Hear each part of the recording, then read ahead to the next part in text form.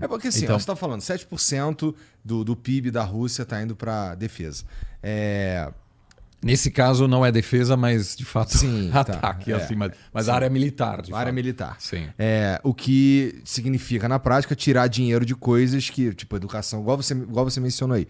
Mas o Putin não é. Eu suponho que ele não é estúpido a ponto de não perceber o problema que ele está criando para o futuro. Ele deve perceber.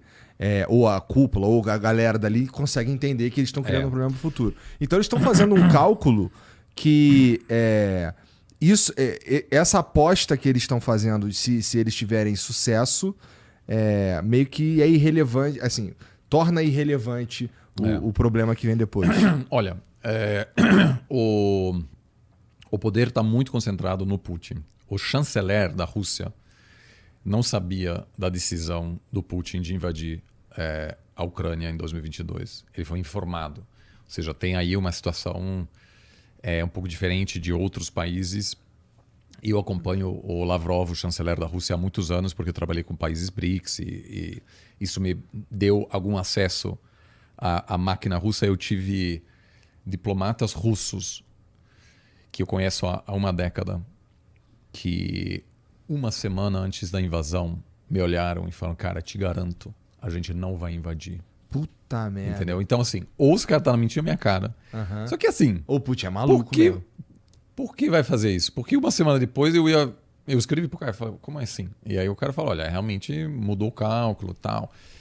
Não acho que, assim, O que você achou da entrevista do Putin lá pro americano, cara? Então, é interessante que cada um tem aí seus interesses. O Tucker Carlson é trumpista. Sim.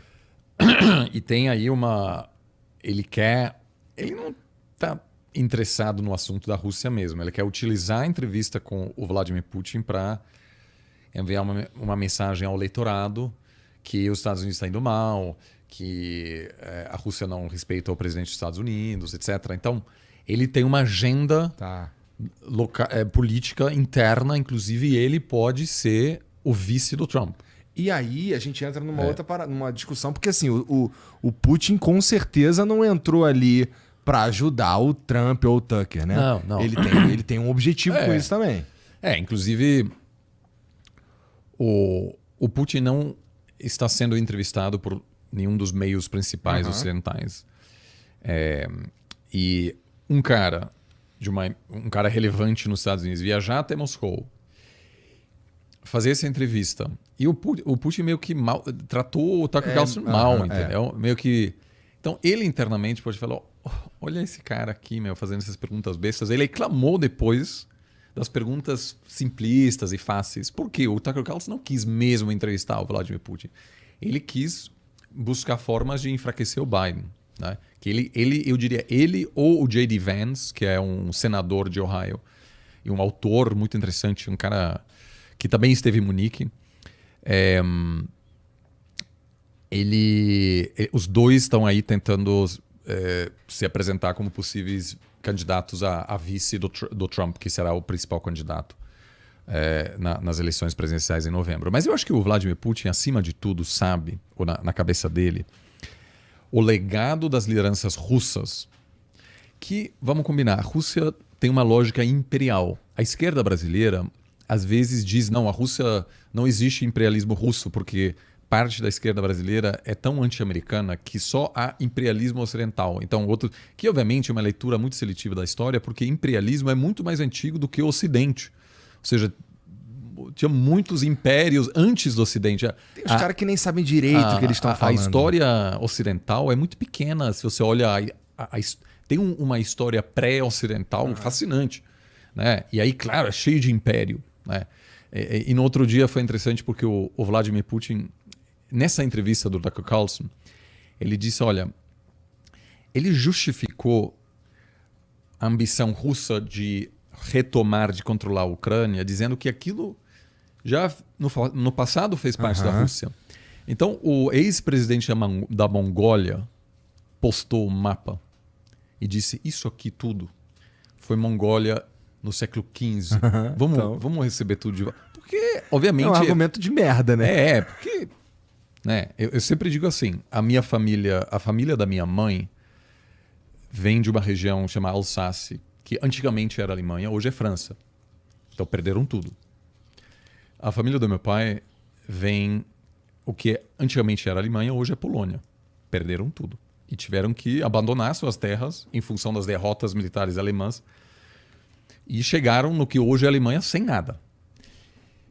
Então, o meu pior pesadelo de qualquer pessoa de descendência alemã é um dia um político alemão chegar e falar assim, Alsácia e Prússia, vamos retomar esses territórios para reestabelecer a glória antiga alemã. Isso é terrível, porque daí vai ter uma guerra sem todo mundo um monte de coisa, tem né? algum território, aí a Bolívia vai querer o Acre de volta. Enfim, aí você tem uma terceira guerra mundial permanente, porque tem muitos territórios que hoje são do fulano, mas tem 3 outros países querendo aquela terra de volta, né? A Polônia, algum tempo atrás, nem sequer existia, porque a metade era da Alemanha, a outra metade da Rússia. Então, na leitura do Vladimir Putin, ele quer entrar na história como o líder que vingou, que reverteu essa grande derrota geopolítica da União Soviética no início dos anos 90. E que sabe que o principal legado de lideranças russas é quanto território eles conseguiram agregar. E isso é um pensamento imperial clássico, né? Porque não há uma fronteira clara. O problema de qualquer império é que, diferentemente de um Estado-nação, nunca há clareza sobre onde está a fronteira. Porque se você sempre quer agregar mais território, então a Ucrânia pode ser, então, por que não metade da Polônia? Ou seja, não está claro, e o Putin, o que assusta muito os vizinhos, fala sempre do mundo russo, Ruski Mir. Ou seja, isso é um termo que inclui todas as pessoas que se consideram russos e que falam russo. Só que tem um monte de russo nos Bálticos.